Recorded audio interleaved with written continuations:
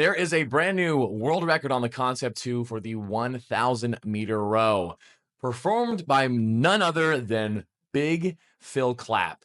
Now, in this video, we're going to take some time to kind of break down and analyze how he achieved this and the strategies that you can use to help you better your rows that are not necessarily like full on sprints, but also not as long as things like 2,000 meters, because there's a lot of great stuff going on that we can analyze and give you some things to work on. So, first off, when it comes to his average here, 119.1 average for 1,000 meters. If you've been on a Concept 2, you can somewhat comprehend how absolute insane it is to first off achieve a split time for any number of strokes that's under a 120, let alone holding that for over 2.5 minutes straight. Now, when it comes to Big Phil here, Phil is 6'9". So he is even taller than me. I'm 6'8", but you can tell even in the video here, he's got a lot more weight on me as well. This is a big boy. So when it comes to rowing fast times on the rower, if you haven't figured this out already, the bigger human that you are, the more potential you have to produce more raw power. If you took him and someone of equal fitness, equal technique, equal everything, except that person was only 6'1" instead of 6'9" and weighed, let's say, like 70, 80 pounds less, the 6'1" person would not be able to pull this no matter what. It's just bigger people can produce more power. So not to discredit his effort at all, because again, he's been putting tons of training into this. It's actually written here in a little blurb on the side. We'll read that real quick. Months and years of training culminated to today, reaching a level I've only ever matched on 2 500-meter efforts. It's been over 4 years since he achieved his previous record of 2 minutes, 39.6 seconds. So 4 years of training comes down to a 1 second improvement, almost 1.5 seconds. That just goes to show the caliber of athlete that he is and all of the work that it takes to truly achieve a world record. The past 4 months of training have been very consistent, building up to 6 weeks of racing, multiple 1K efforts, both on the land and on the water. So he's rowing in boats too. And then all of these previous efforts needed to be controlled in the knowledge, further performance efforts. That might have been a grammar mistake there, but what's crazy about this, I'll just let the video play here. Look at him just ripping this in just a gym. You know, he's probably at a rowing training facility now that I think about it. But we can see here too, you can see that there's a dumbbell placed here on his on the back end of the erg. He's got weights holding down the rower for him, which is honestly a really good strategy if you're someone who is doing any sort of sprint, whether it's 100 meters, 500, 1,000. It's a really good idea to have either someone or something holding the erg down in place, because the Concept 2 row erg does not weigh a lot. It's like less than 50 pounds. So if you're trying to crank on that thing, and especially if you're a big dude like him too, you need something to weigh it down. But I would honestly recommend anyone weigh their erg down whenever they're doing any sort of sprint row. Now, I just wanted to take a quick look here at his summary for this 1,000 meters. So right now he's showing it as watts. And now we can see on the top row there, that is showing his average. And then we can see each 200 meters from there. Now, if you look at the starting 200 meters, 774 watts average. And then as we go along, the next 200 meters, 710, 703, 677, 677. So his watts started higher and then kind of died down towards the end. Now, is that an optimal strategy? Well, I actually did the calculation on this. The math difference between the first 200 meters average watts and the last 200, they're still within less than 15% difference. So what that means is that when you are attempting a 1,000 meter row for yourself, you don't want to just be blasting off full tilt, just like all you got. Even though he started slightly faster and it kind of died down at the end, that was a very intentional watts and split that he went for. If he was just doing as hard as he could for that first 2,000, his watts would average over 1,000 watts, guaranteed, because he's that strong.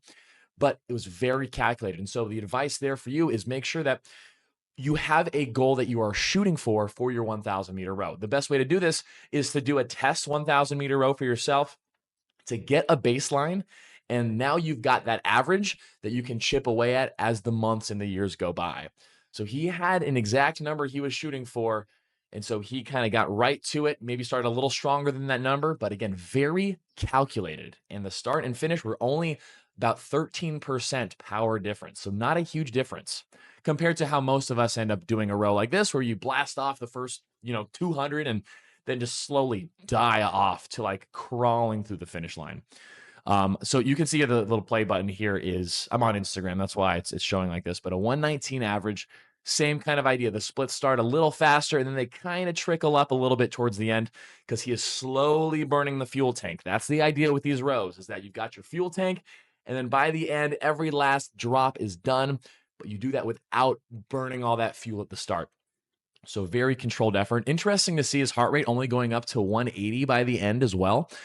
I think his handle is Phil Clapp 90. So I'm guessing he was born in 1990. So that would make him 35.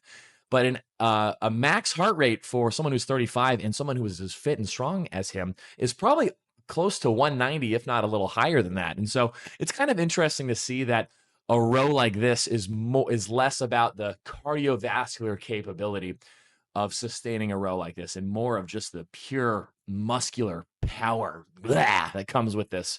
Of course, aerobic endurance does play a big part, but it's interesting to see that his heart rate didn't go like crazy high. All right, I'm just going to let this play out here. You can see here by the end, he's hurting, as you should.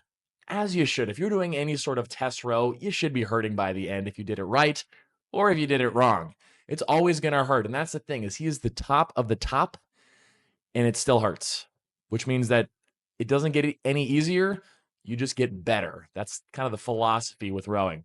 So let's break down the form here. Let's break down the form, the great stuff he's got going on. So I want to highlight first the catch position here. So sorry, the play button's in the way a little bit, but what do we see here? Look at his leg bend. He is going for about a 90-degree bend with his legs. He is not bending all the way to a knees over ankles position. He is not going full compression with his legs. And the reason why is because he is keeping a stroke rate of over 40 strokes per minute for this row. And when we row and generate power, it's a combination of power per stroke and our stroke rate. And so in order to pull this insane number, he physically could not pull a 119 split if the stroke rate was lower than 40 strokes per minute. If he got a little more leg bend, which would slow down his stroke rate, he wouldn't be able to produce that amount of power. It's this fine balance of understanding your body and trial and error and years of practice to know that this 90-degree leg bend here, where his heels are pretty much staying down and he's getting his shins not vertical here, this allows him to keep the stroke rate high and still keep a great amount of leg power each stroke. We can also see here with his torso angle, what do we see? The bread and butter of good rowing, the torso leaning forward at that 1 o'clock lean forward angle. We can see here too that he's got great hip mobility and hamstring flexibility too, because he is getting such a great lean forward here, even more so than most rowers, I think. But his spine is staying in a pretty neutral position. He's not excessively rounding in the lumbar spine, the lower back. So he's keeping his body safe while still being able to generate a lot of power from that really solid lean forward position. If we look to it as arms, this one is huge. This one is massive, especially on a Concept 2 rower. Every rowing machine is different, but this is exaggerated on a Concept 2, where the handle and the chain, the way it pulls out of the rower, the mechanism that it pulls out of, it is always a little higher up than you think it is. And look at his hands here. He is lifting his hands. You can look at the level of his wrist to his shoulder. His hands are almost horizontal. And that's because that high lift of the hands, that is what keeps the connection from the moment he drives his legs back. A lot of people fall into the trap of their hands just dropping down, even an inch lower than what he has now. An inch lower would create slack in those first few inches of the drive. And that means no world record. That means no 119 split average. So he's keeping his hands high, really letting his shoulders round forward and stretch. We can see that the extension of the arms is coming from the upper torso, not a rounding of the lower back. So study that catch position, film yourself, and try to achieve a catch position very similar to this. And you'll be successful. Look at that layback here too. We see, of course, the proper sequencing of a leg push, a body swing, and arm pull. But Notice the legs here. Legs getting fully extended, really making the most of straightening out the legs every stroke. Sometimes when we get into these sprint type rows, we and I'm victim of this myself. We get into this habit of not quite straightening out the legs all the way because we're trying to think about rushing back up for the next stroke. We forget to really follow through with straight legs and a lean back and a pull in. And so, keep in mind again, he's super tall. But even though he is sprinting this at 40 strokes per minute, the strokes look long, long and strong. You can see him just sustaining that throughout, holding the finish, a complimentary lean back position. Eyes and head are forward too. And look at his face. It's kind of hard to see here, but he is just totally zen on the outside because he's keeping all the effort, every ounce of energy through the working muscles, through his pacing and everything else. He's not letting excess energy like dissipate through scrunching up his face or shrugging up his shoulders. You can see his shoulders are pulled down the whole time. Man, that dude's got some delts too. That guy's got some shoulders. And yeah, that's the gist of the form. Again, keeping in mind, he is 6'9", pulling 40 strokes per minute plus. You can see the average there. Okay, so it settles down a little bit. His average was 40, 41 in the first 200, 38 for the next 200, 40, and then ends in a 45 strokes per minute. So if you are someone right now who is doing your 1,000 meter rows at 28 to 30 strokes per minute, there's probably some room there for you to bump up your rate and reduce your power per stroke to better sustain an effort. Again, a reminder, it's all a combination of rate and power per stroke and finding how to balance that for you, for your performance. Because the fact of the matter is you can only pull so hard at 26 strokes per minute. You can only yank it so hard, but you could be better off bumping up your stroke rate, reducing the power per stroke to still net a better average watts or average pace per 500. Man, what a row. And look at that big smile on his face. Just, all that hard work concluding to something like this. That is, one of the most epic feelings in rowing is knowing that all of your hard work is leading to good results like this. So huge props to him. And that's my little analysis of the row. I hope that can give you some things to take away for your own rowing. It's really cool that we have social media to see things like this because Old World Records, there's not a lot of video footage of those, but we get all the action right here, right now. So anyway, thanks for watching. I'm Austin with Just Row, where we talk about rowing and nothing but rowing on this channel. Be sure to check out my follow along rowing app if you're looking to improve your rowing fitness. It's linked down in the description, and let me know what you want to see next, and I will see you in the next video.